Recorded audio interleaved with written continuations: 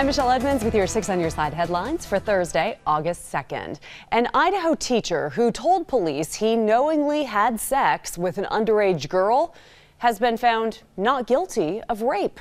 A 12-member jury unanimously concluded that 40-year-old Jason Benjamin did not meet their definition of rape because the sex was consensual and the man involved did not force himself on the minor. A Twin Falls County prosecuting attorney calling the jury's decision, quote, staggering. Under Idaho law, sex is considered rape when the victim is 16 or 17 years old and the perpetrator is at least 3 years older.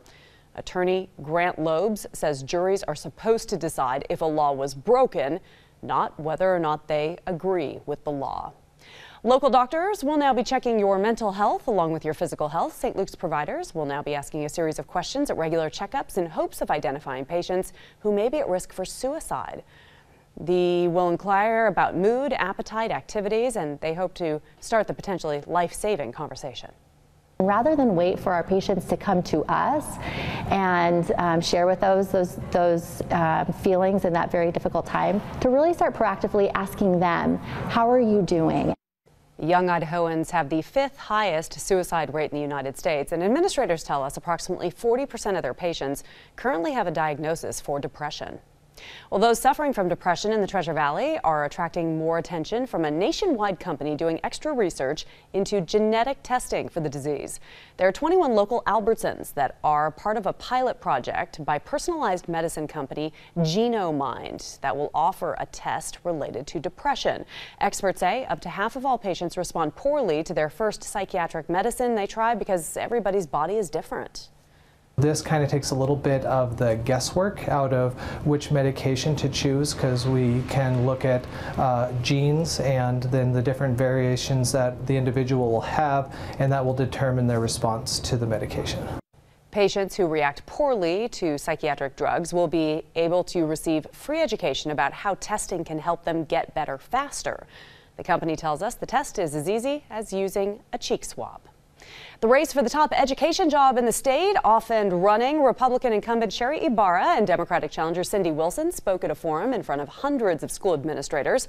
They addressed many of the big education topics, including Idaho's teacher shortage and low salaries, how schools should be funded and facilities kept up. They also told the crowd why they want to be the state superintendent of public instruction. Like many of you here in this room today, I was frustrated when I'd call the State Department of Education, which had evolved into a state bureaucracy more focused on the needs of politicians rather than on the needs of our families and our students and our educators. Frankly, I was fed up with a negative culture around education in Idaho. When Idaho schools are consistently ranked in the nation's bottom 5 in per pupil spending, when Idaho students are lost somewhere between high school and college graduation, and when good teachers leave the state because they can make between $10,000 and $20,000 by crossing the Snake River or the Wyoming border, well, it's time to show up. If you want to see the entire forum, our media partner, Idaho Education News, live streamed it on their Facebook page. Competition among newspapers heating up in the Treasure Valley 1 week after the Idaho Statesman announced big changes to its format and online presence. The Idaho Press announces it just bought the Boise Weekly. The Weekly has been published since 1992, and its longtime owner, Sally Freeman, will stay on as publisher. The Idaho Press, formerly known as the Idaho Press Tribune, recently expanded its coverage to include all of Ada County. They say the office of the Boise Weekly will now serve as the new Boise Bureau for the Idaho Press. Now, Steve Liebenthal with the On Your Side forecast.